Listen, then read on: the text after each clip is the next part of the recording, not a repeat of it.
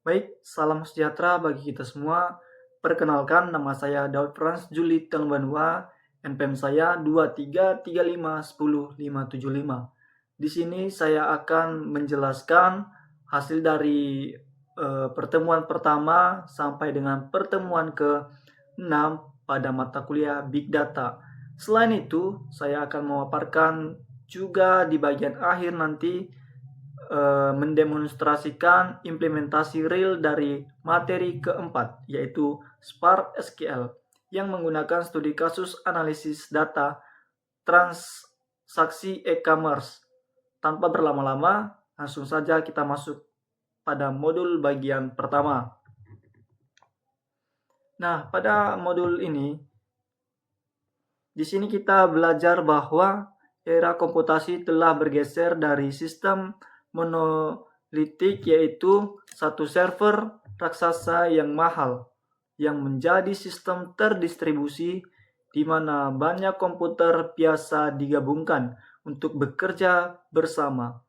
Nah, fenomena pada big data sendiri itu dicirikan oleh karakteristik 5V, yaitu volume atau ukuran data yang luar biasa besar hingga skala terabyte atau petabyte. Yang kedua itu ada velocity, yaitu kecepatan aliran data yang masuk secara real time seperti log server atau sensor IoT.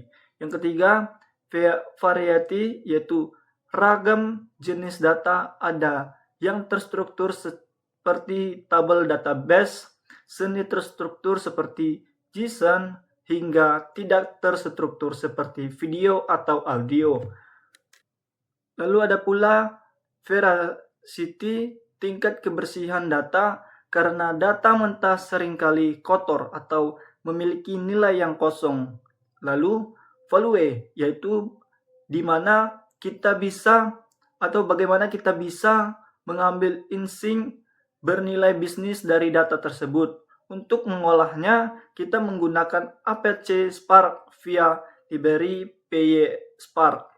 Spark ini sangat digemari di industri karena menerapkan metode in-memory processing, yaitu memproses data langsung di dalam memori RAM, bukan bolak-balik mencari hard drive.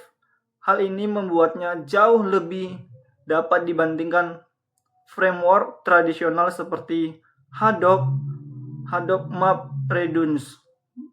Lalu kita masuk ke bagian modul kedua atau pertemuan kedua. Nah, kita membahas tentang penyimpanan data terdistribusi menggunakan HDFS. Nah, jika Spark bertugas sebagai otak yang memproses, maka HDFS itu berfungsi sebagai wadah penyimpanan. HDFS itu bekerja dengan cara memecah file besar menjadi bolak-balik kecil dan menyebarkannya ke beberapa komputer worker yang disebut juga yaitu data nodes. Lalu demi keamanan, HDFS menerapkan sistem replikasi data. Nah, pada praktikum di pertemuan kedua ini, kita melakukan konfigurasi lokal dengan menyesuaikan file core site.xml dan HDFS site.xml yang menggunakan IP Wi-Fi laptop agar koneksi soketnya stabil. Kita juga mempraktekkan cara melakukan insti data, yaitu mengunggah file data mentah berupa CSV dari laptop lokal ke dalam cluster HDFS yang menggunakan library Python. Selanjutnya, di modul ketiga, fokus kita adalah data wrangling atau penyimpanan data. Seperti yang disebutkan pada karakteristik veracity di pertemuan pertama, data di Indonesia nyata itu jarang sekali yang langsung bersih. Data sering kali kotor, format tanggalnya berantakan, atau bagian nilai kosong. Nah, di sini kita akan memanfaatkan eksekusi Spark yang berbagai menjadi dua konsep, Yang pertama itu transformation atau juga operasi pembentukan dataset baru yang bersifat lazy evaluation. Artinya, Spark hanya mencatat rencana operasinya saja dan belum mengeksekusinya. Contohnya, fungsi filter atau white column action, operasi yang benar-benar memicu Spark untuk melakukan kalkulasi dan menampilkan hasil. Contohnya, show atau count. Nah, kita belajar membersihkan bagaimana data menggunakan fungsi standarisasi teks menjadi huruf kapital, lalu melakukan imputasi atau pengisian nilai null dengan nilai default. Menyeragamkan format waktu hingga menggunakan regular expression untuk mengekstrak informasi spesifik dari teks panjang. Selanjutnya kita akan masuk ke bagian modul keempat, yaitu pertemuan keempat. Nah, kita berkenalan dengan Spark SQL. Ini adalah modul luar biasa di Apache Spark yang memungkinkan kita mengeksekusi perintah SQL standar ANSI langsung di atas data frame terdistribusi. Agar Spark bisa membaca data frame kita seperti layaknya tabel database, kita mendaftarkannya ke katalog memori Spark menggunakan perintah create or replacement time view. Di mana modul ini kita mendalami 3 pilar analisis relasional data berskala besar, yaitu joins untuk menggabungkan tabel dimensi dan fakta, agregation seperti group by, sum, dan AFG untuk merangkum data, serta Windows function seperti rank untuk melakukan perhitungan analitis berbagai segmen tertentu tanpa mengurangi jumlah baris data asli kita. Langsung saja kita akan mendemonstrasikan dari modul keempat.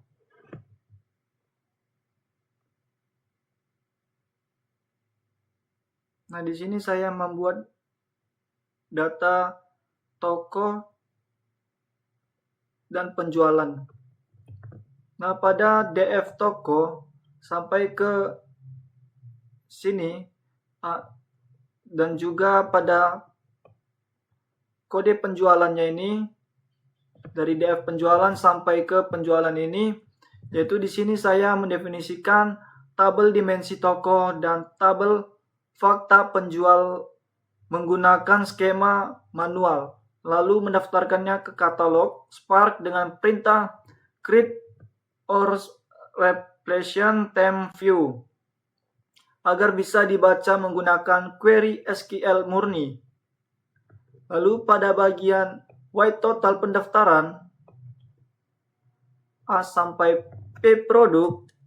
Nah, di mana ini adalah teknik CTE atau Common Table Expression untuk melompatkan query awal secara teratur sebelum di ranking.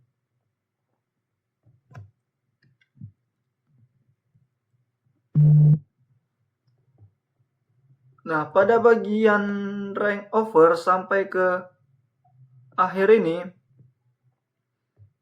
adalah window function yang kita pelajari di P4 tadinya, gunanya membagi hasil peringkat produk terlaris berdasarkan batas wilayah kota tanpa mengubah baris datanya.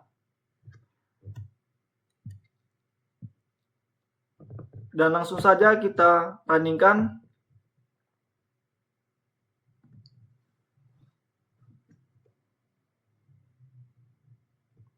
Nah, telah sukses merunningkannya, yang dimana memulai instalasi Spark. Itu menandakannya bahwa ia telah sukses merunningkan serta memiliki 3 step, yaitu yang pertama membuat data toko dimensi, lalu daftar toko tabel asli. Yang kedua, step kedua ini yaitu membuat data transaksi penjual, fakta, daftar penjual tabel asli. Dan yang terakhir itu mengeksekusi query analisis kompleks dengan Spark SQL. Lalu ada hasil analisis akhir atau output daemon.